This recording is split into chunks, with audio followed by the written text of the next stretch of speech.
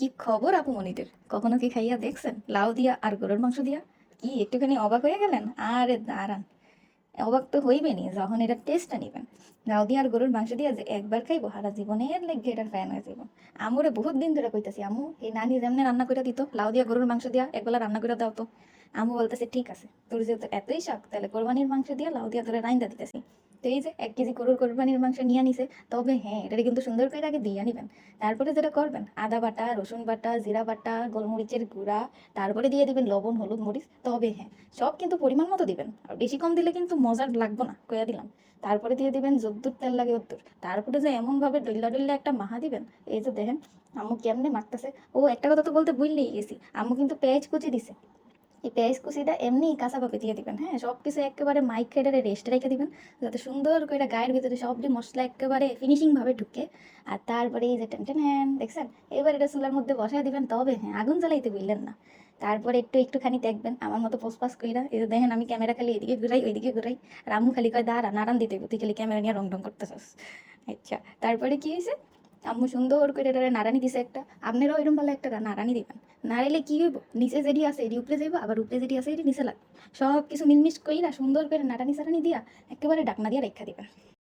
সুন্দর করে নাড়াইতে থাকবেন। হ্যাঁ, নাড়াইবেন এটার কারণে, কারণ নিচে দিয়ে যাতে কড়াইতে না লেগে যায়, পরে কিন্তু পোড়া লাগবে। তারপরে যেটা করবেন সেটা হইলো পানি দিয়ে দিবেন, গরুর মাংসটা যাতে সুন্দর করে সিদ্ধ হয়ে যায়। এরপরে ঢাকনা দিয়ে দিবেন, তারপরে ঢাকনা খুললে আবার একটু নাড়াইবেন। নাড়াইয়া মরিচের ফালিগুলা দিয়ে দিবেন। ও ভালো কথা, আমার কিন্তু জাল পছন্দ, আমার আম্মুর লেগে জাল বেশি দেয়।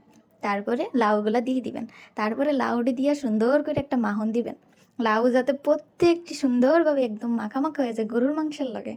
ওই যে কথায় কয় না, সাদের লাউ বানাইলো মোরে বৈরাগী, সাদের আগা খাইলাম ডোগাও খাইলাম, লাউ দিয়া বানাইলাম ডুগডুগি। ঠিক এরকম দেখছেন, লাউয়ের কিচ্ছু ফালানো যায় না, লাউ দিয়া সব করা যায়। লাউয়ের বাকলাও ভাজি করা যায়, যদি লাগে লাউয়ের বাকলা ভাজি ভর্তা তাহলে আমার কমেন্টে কইয়েন, আমি কম। তারপরে যেটা করবেন, সুন্দর কইরা ঢাকনা দিয়ে দিবেন। তারপরে ঢাকনাটা উল্টাইয়া দিয়ে দিবেন জিরার গুঁড়া, আর দিয়ে দিবেন ধনিয়ার গুঁড়া। তারপরে একটু ভালো কইরা সুন্দর করে মাহা মাহা কইরা এটারে পাকাইবেন। তারপরে এই যে পরিবেশন কইরা দেখেন কি সুন্দর করে সামনে দিয়ে আইছি, ক্যামেরা এদিক সেদিক ঘুরে আপনার করে দেখাইতেছি, কোনো অ্যাঙ্গেলই বাদ যাবে না। আমি কত নিছি এটা একটু টেস্ট করার লেগা, গরম গরম আপনার একটু দেখানোর লেগা। এতই গরম আমি আর হাত দিতে পারিনি। তারপরে যে কতবার হাত দেওয়ার চেষ্টা করেছি, শুধু আপনার ঘরে একটু গরম গরম রিভিউ দেওয়ার লেগা পারলামই না। পরে ভাবছি লাউয়ের রিভিউটা দিই, তাও পারিনি। পরে আর কি এই ছোটবেলার মতো ম্যামাই করছি। পরে মোর মায়া পড়ছে, মায়া কয় দাঁড়া দেখ আমি কইরা দিই। পরে আম্মু কইরা দিছে। এই যে আম্মু আমার স্পাইডারম্যানের মতো এমনিই সারা জীবন সাহায্য কইরা যায়। থাক, আপনারাও একটা চেষ্টা করেন, লাগলে আপনাকে মায়েরও কেন একটু সাহায্য করার লেগা। খালি খাইয়া দেখেন, আপনারা খাইলেই বুঝবেন এটার কি টেস্ট। ঠিক আছে, আজকে এতটুকুই। আল্লাহ হাফেজ।